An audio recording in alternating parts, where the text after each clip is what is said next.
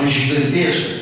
Algumas indústrias se tornaram indústrias gigantescas no Brasil. Talvez o exemplo mais chocante, mais claro, tenha sido da WEG, né, em Jaraguá do Sul, que era uma empresa relativamente pequena e que se tornou uma empresa mundial por exportar motores para o mundo inteiro. Ela está presente hoje entre as grandes produtoras de motores elétricos do mundo, junto com a Hitachi, junto com a Siemens, junto com General Electric, enfim, ela está entre as maiores do mundo. Pois bem, isso teve a ver com a ideia de usar o câmbio e usar a capacidade ociosa para alavancar essas indústrias, e o Brasil foi saindo da crise.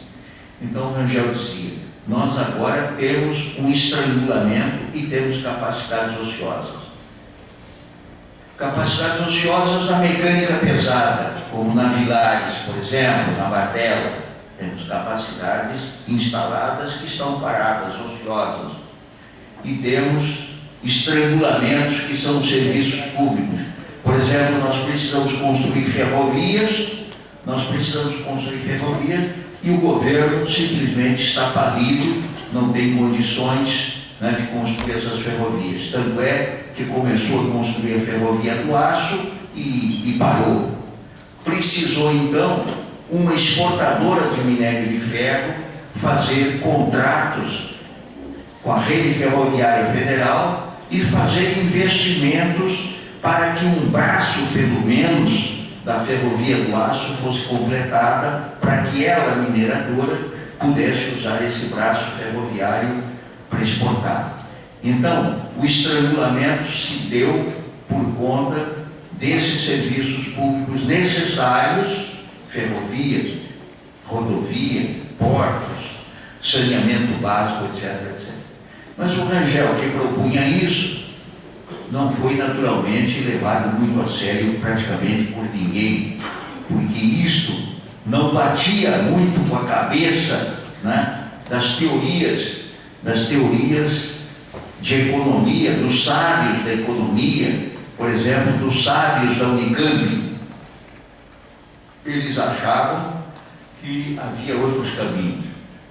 E o outro caminho era combater a inflação com recessão.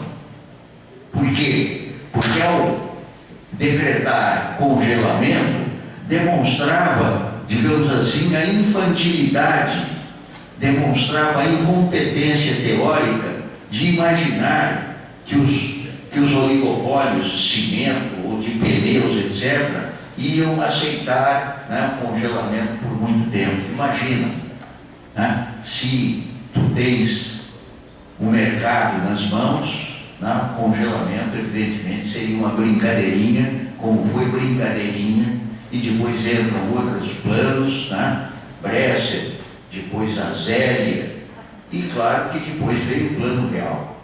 E o Plano Real passou a funcionar porque exatamente obrigou, né, a moeda brasileira a estar supervalorizada, o dólar subvalorizado, né, o dólar então baratíssimo, então se importou adoidadamente e foi se quebrando o que se produzia aqui internamente.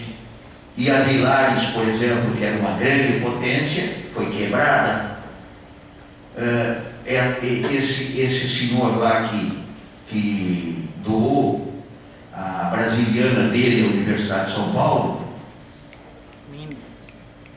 José Mindre. O Mindre, teve a indústria dele quebrada também, acabou. Vendeu a preço barato para a concorrente alemã e assim por diante. Em resumo, o Rangel previu os acontecimentos e acrescentou mais uma coisa. O comércio externo brasileiro, feito pelos militares, avançou enormemente. Nós, no período militar, passamos a ter acordo, por exemplo, com Angola. Precisávamos importar petróleo de Angola, da Argélia, do Iraque. No caso de Angola, né, então importávamos petróleo e a Odebrecht construía uma usina hidrelétrica, não é verdade? Então, o Estado brasileiro fazia uma intermediação política, né, com esses outros países, como com a Argélia e com o Iraque, de onde nós importávamos petróleo também e exportávamos produtos industriais, como por exemplo a Volkswagen. A Volkswagen cansou de vender, né, automóveis de qualidade mais refinada, naturalmente, para a Argélia e para o Iraque. Ele enxergou, portanto, né, que o Brasil poderia se tornar um exportador de produtos industrializados pela via, né, de um câmbio, né, administrado e pela via de um governo dinâmico em política comercial.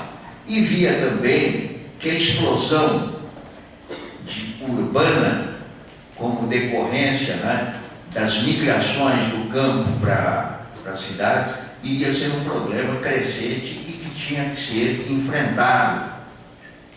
A Graciela, que andou mexendo com isso, né, constatou que esta ideia teve poucas repercussões, que seria segurar o trabalhador sazonal,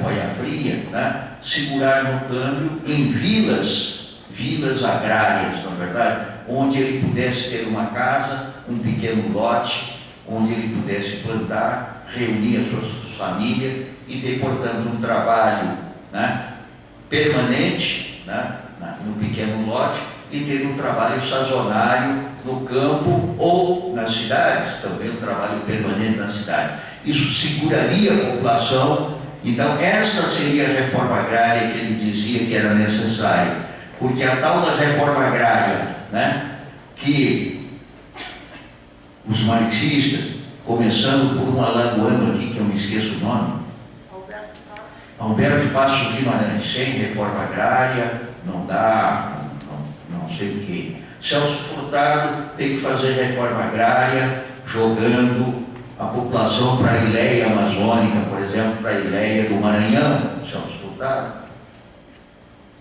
Ou a milicaiada jogar na Transamazônica. Temos que fazer reforma agrária. O Rangel dizia, olha, a industrialização não precisa de reforma agrária para continuar, ela tem dinamismo próprio à medida que ela vai encontrando áreas de investimento. A próxima área de investimento são as infraestruturas, ele dizia, como já foram lá no passado outras áreas.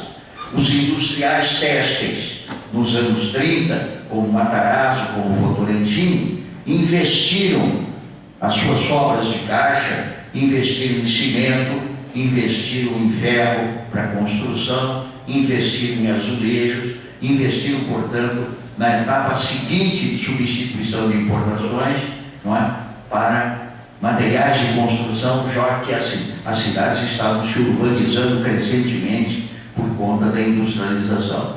Então, ele era claro em não se amarrar às teses ou da Internacional Comunista ou do marxismo, né, que se pretendia, vamos dizer assim, um marxismo que nós vamos salvar os camponeses, não só a igreja queria salvar os camponeses, alguns marxistas também queriam salvar os camponeses. Todo mundo quer salvar uns aos outros, não é? Vamos salvar os camponeses. Então ele tinha essas qualidades de coragem e de dizer o que é que tinha que ser feito para se chegar mais longe. Ora, por conta disso tudo, as ideias do Rangel são indispensáveis. Ele continua, na minha opinião, uma leitura obrigatória nesse sentido. Ele é um pensamento vivo, né? Como é um pensamento vivo a ideia de imperialismo do Lenin, porque o imperialismo está aí, né? Na hora da globalização, aquele papo de globalização dos anos 80, né? Um outro marxista que vai salvar uns e outros, né? Que é o David Harvey, né? Que aí ia salvar o quê? Ia salvar, agora nós temos que tratar do quê? Temos que tratar de cultura, né? Cultura. O livro dele não era um treco desse tipo, mais ou menos, não? Agora Agora o mundo não tem mais centro-periferia, né? Agora nós temos que ser culturalistas. De repente ele se arrepende porque os Estados Unidos atacam, né, o Iraque, etc., e ele fala em novo imperialismo. Então é uma coisa parecida com essa moça que é candidata a presidente, né? Uma hora ela diz uma coisa, o David Arkin é parecido.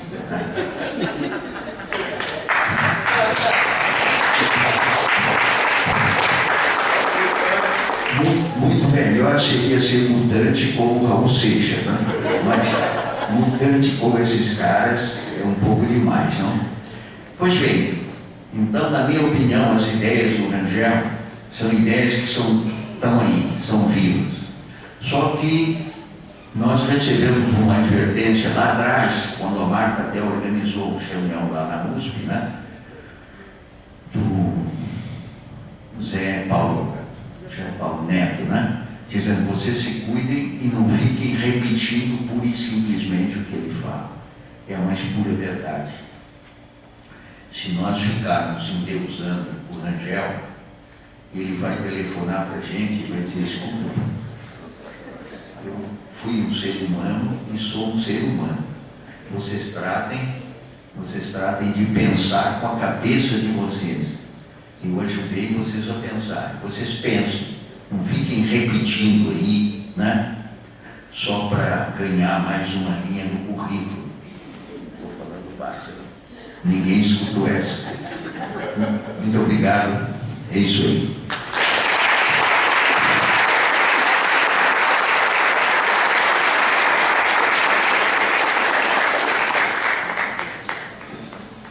Se tiver alguma outra questão, né, Sara? Será que tem? Está na hora de ir embora. Hã? 8h15? Está ótimo.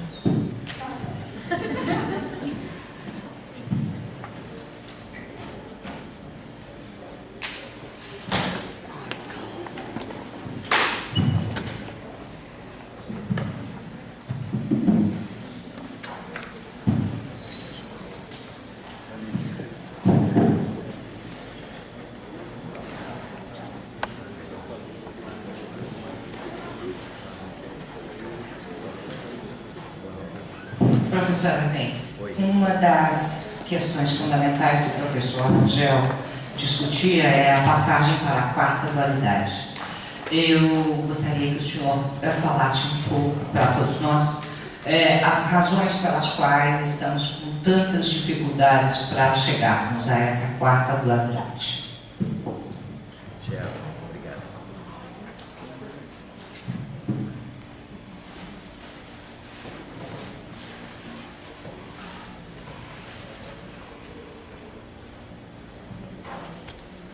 Vamos lá. Eu vou voltar àquela questão que eu fiz aqui no começo, na palestra de abertura, é sobre a questão das privatizações que estão aí, né? Umas aconteceram. Agora, a resposta lá do nosso professor, colega de mesa, disse que foram revertidas, né? E nós temos um novo processo de privatização.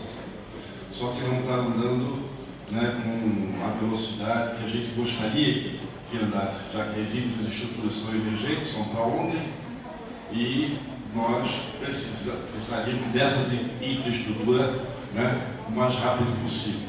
Isso criaria o efeito multiplicativo. Aí tu aproveitaste a questão do campo, né, como sendo uma questão central, que não pode haver essas privatizações com encomendas lá fora.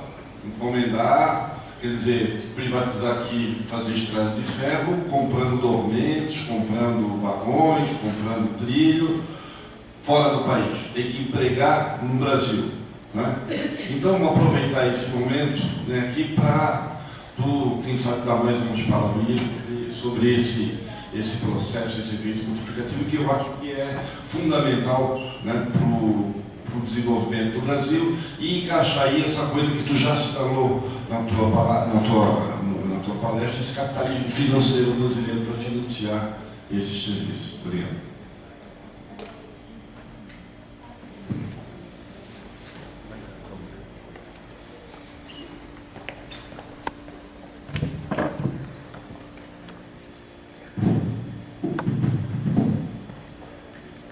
A Tânia está lembrando a questão da dualidade da quarta. Para a cabeça do Rangel, a primeira aconteceu com o Independente. Então se uniram senhores de escravos e comerciantes de exportação e importação. Por que ela foi importante? Porque muita gente que se propõe a ser esquerdista, bonitinho, coisa de, bom, mas o que adiantou? Saiu Portugal, entrou a Inglaterra. Saiu a Inglaterra, entrou os estatutos. O que adianta? O Rangel não tinha de modo nenhum uma visão dessa simplista e vamos dizer assim, bom, esquerdinha, né? Só bonitinho, né? Substituímos, né? Dominação externa. Não via desse jeito como tu sabes, né? Quer dizer, quando sai Portugal, né? Para começar, as terras do Brasil deixam de ser terras portuguesas para serem terras do Brasil, do Império Brasileiro, né? Terras devolutas do diabo, mas terras agora administradas pelas autoridades brasileiras. E, principalmente, o comércio externo passa a ser exercido por comerciantes brasileiros. É que mesmo aqueles comerciantes portugueses, como o caso da família Lage do Rio de Janeiro, que era de origem portuguesa, ela passa a ser família brasileira, capitalismo comercial brasileiro. O Clark, né, lá no Piauí, passa a ser comércio brasileiro, e assim por diante. Então passa a haver um capital comercial brasileiro. Esse capital comercial brasileiro vai ser obrigado a se transformar em bancos, por exemplo, quando o período depressivo, né, começar a acontecer à altura de 1840 e coisa, né, os bancos vão ter que encontrar caminhos, e esses bancos tornam-se, esses comerciantes tornam-se donos de bancos em vários lugares do Brasil, né? Na Bahia principalmente, mas em vários lugares. Então, essa combinação entre senhores escravos e comerciantes de exportação e importação permite o Brasil crescer, porque passa a ter também algum dinamismo interno, não chegando a criar nenhum centro dinâmico como passou a acontecer em 1930. Né? Então, por exemplo, a Lei Alves Branco, que é de 1844, é uma lei que acaba favorecendo, né, essa transformação do comércio em banco e acaba favorecendo algumas atividades, né, que vinham do exterior. Por quê? Porque era obrigado a aumentar os impostos em cima, né, das importações do exterior, da Inglaterra sobretudo. Em resumo, a primeira dualidade, senhores escravos e comerciantes de exportação e importação, funciona bem até chegar a um ponto em que ela deixa de funcionar também, não é verdade? A escravatura passa a ser um certo entrave, né, e precisa ser enfrentada. Ora, logo que se dá a independência, estou falando para ti, mas estou falando para todo mundo, que está cansado de saber. Logo que se dá a independência, se cria um espírito otimista no Brasil. Antes da independência, o Brasil é uma desgraça, uma colônia, nunca vai ser coisa nenhuma. Com a independência se cria um espírito otimista. Por exemplo, do indigenismo. Se cria a ideologia do indigenismo, quer dizer, do indígena, que era o nativo da terra, para se contrapor a Portugal, que tinha sido expulso, né? Por exemplo, o caboclo, né? A caboclo e o caboclo passam a ser heróis na Bahia, ou pessoas mudavam, né, de sobrenome português e colocavam sobrenome indígena. Aracangi, por exemplo, Aratangi, um sobrenome indígena que substituiu o sobrenome português da Bahia também. Mas também mas também vamos dizer, essa capacidade de resolver problemas, né? Indigenismo, que o José de Alencar, naturalmente, foi um dos grandes, né, difusores, na verdade. Enfim, cria-se um clima de otimismo. Quando vai chegando ao fim da atualidade, ao contrário, esse otimismo desaparece, porque os problemas vão se acumulando e os problemas têm que ser superados, né? E acabam sendo superados com a abolição república.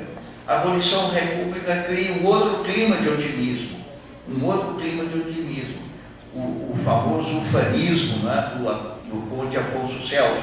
Por que me ufano desse país, não é verdade? Porque, claro, a gente tinha conseguido resolver o problema da escravidão, não é verdade? E tínhamos agora uma república.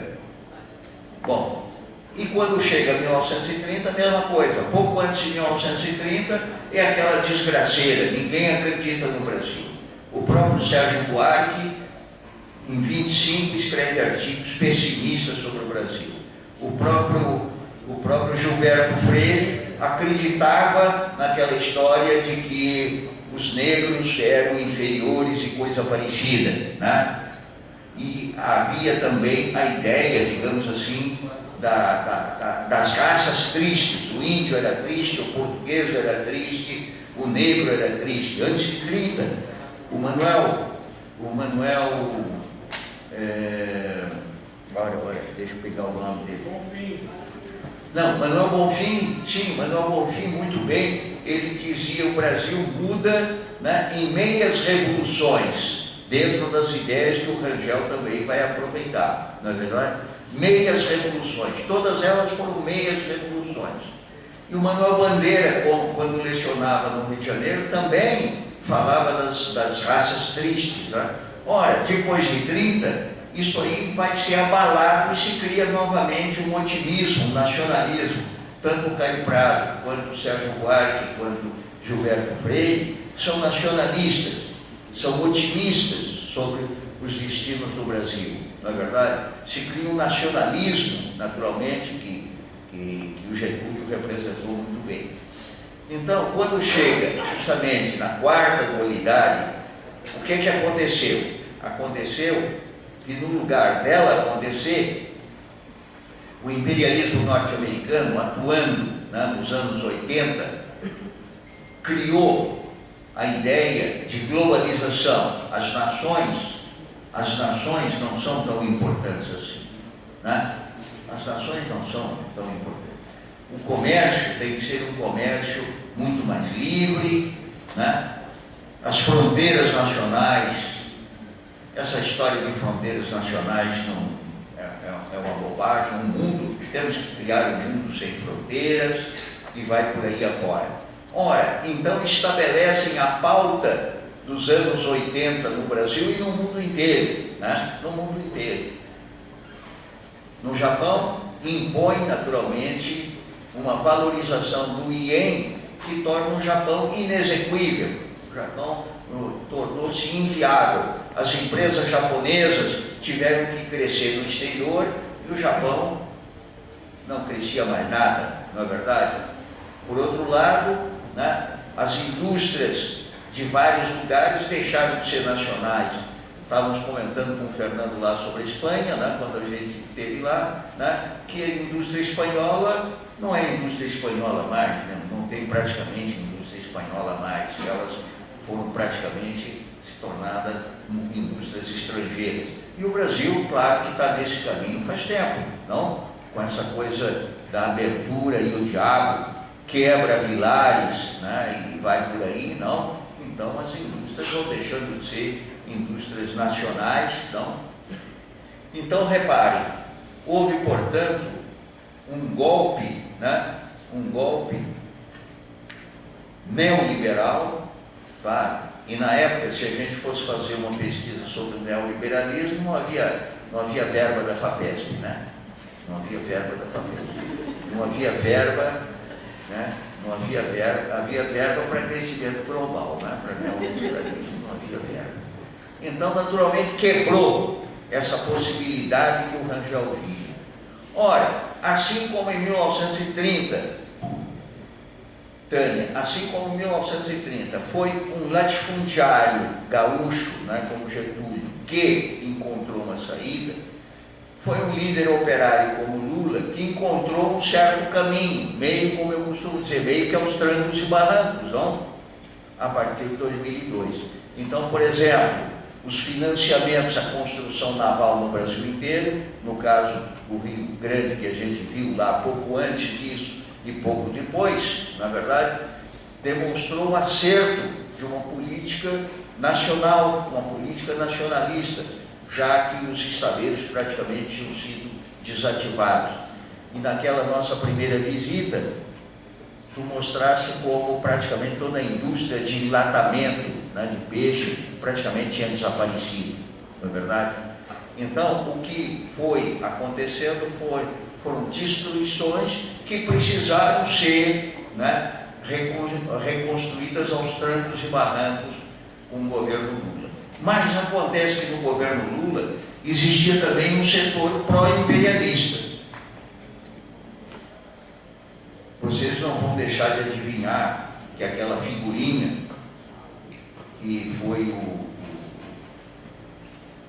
esse cara que foi ministro aí da Fazenda, sei lá o quê. Palocci. Hã? Palocci. Quem? Meirelles. Não só o Meirelles. Palocci. Palocci, principalmente Palocci. Palocci era um cara, negócio da abertura, né, um dinheirinho por fora, né, um dinheirinho, se possível, um bom dinheirinho, né, para fazer bons negócios, etc. Né? E ele não foi alcançado, né, por nada, nenhuma medida foi feita, né, pela Polícia Federal contra ele. Ele está aí, belo e formoso, querendo voltar tanto quanto possível. Né? Então, quando houve a privatização da Usiminas, eu me lembro sempre, é uma coisa que eu falo sempre, seu Mercadante, que era um gênio, a Unicamp criou vários gênios. Então, Mercadante, que era um gênio, disse, não, Usiminas podia ser privatizada mesmo, porque a siderurgia não é mais estratégica. Quer dizer, saber o que era estratégico, o que não era estratégico, ele claro que não saberia direito. Estratégico era exatamente enfrentar os nós de estrangulamento, né? Que seriam exatamente serviços públicos, né? Como ferrovias, portos, etc., na verdade, e usando capacidades ociosas existentes. Ele, então, ele dá essa conversa, o Collor faz a privatização e ele apoia. Agora imagina o que é o PT. Metade do PT é ótimo, metade é uma merda. Vai fazer o quê? Dentro do Brasil, se metade é uma coisa boa, já está bom, não? É ou não é? Já é uma percentagem boa, não é verdade? Pois bem, então hoje em dia, dona Tânia, até hoje, a política cambial é um desastre. Porque se usa a política cambial para segurar a inflação. Quando o Rangel diz isso é uma bobagem, a inflação só pode ser combatida com crescimento econômico. E no governo Dilma, houve um crescimento insignificante, exatamente por conta dessa história que o Messias está dizendo. Importa-se adoidadamente tudo quanto é badulaques, porcarias, viagem ao estrangeiro, né, com a maior facilidade do mundo, não é verdade? E na hora de produzir trilhos, na hora de produzir locomotivas, nós importamos. Quando inauguraram, aí já tem muito tempo atrás, reinauguraram o aeroporto de Florianópolis, eu reparei que a escada rolante era escada rolante coreana, claro. Assim como o metrô do Rio de Janeiro hoje está importando vagões da China.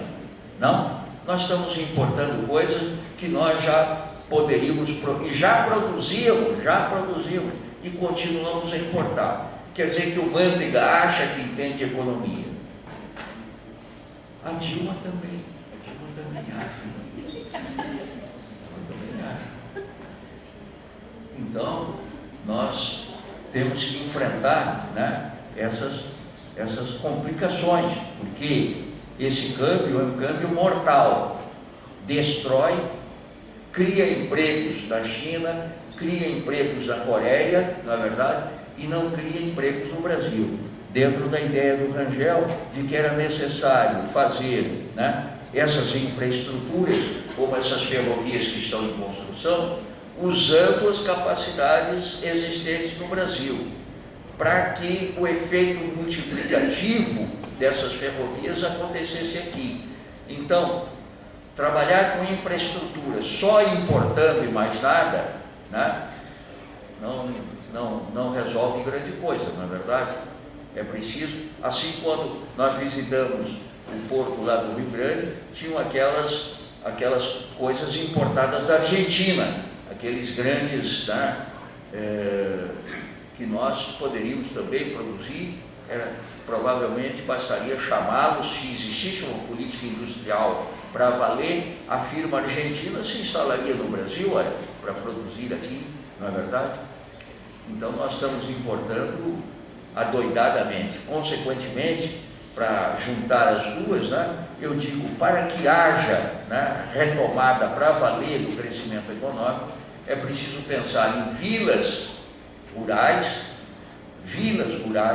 que o Lerner pensou, né, lendo Rangel, mas ele, claro, não precisa citar, né? Como o Lerner é um gênio, também não precisa citar o Rangel. Ele, né, usou o Rangel para criar muitas vilas rurais importantes, né, para fixar o homem rural à terra, não é verdade? Assim como na hora de fazer investimentos em usinas, aquelas micro-usinas que a Dilma administrava quando ela era ministra, né, precisou um Thomas Kim, que era também um leitor, e ele mesmo reconheceu que era um leitor do Rangel. Então é mais fácil um engenheiro, é mais fácil um arquiteto ler e entender o Rangel do que um economista, porque o economista já tem o rei na barriga, e o rei na barriga é uma desgraça, não? Então melhor o Lula do que a Dilma, porque o Lula não entendia de economia e a Dilma entende, né? Obrigado.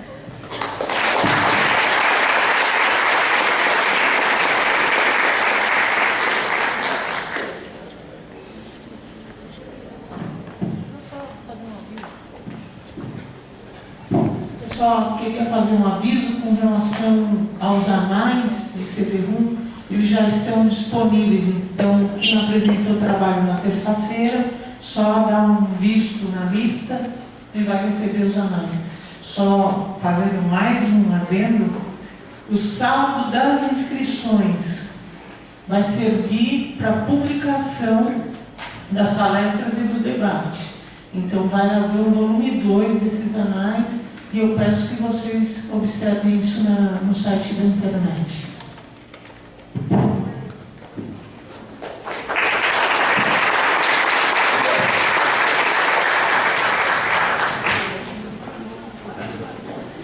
Então, para concluir, gente, eu gostaria de cumprimentar novamente os organizadores.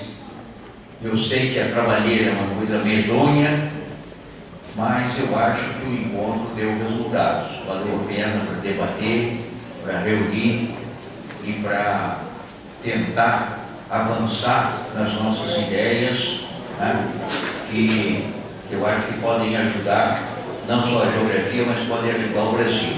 Obrigado.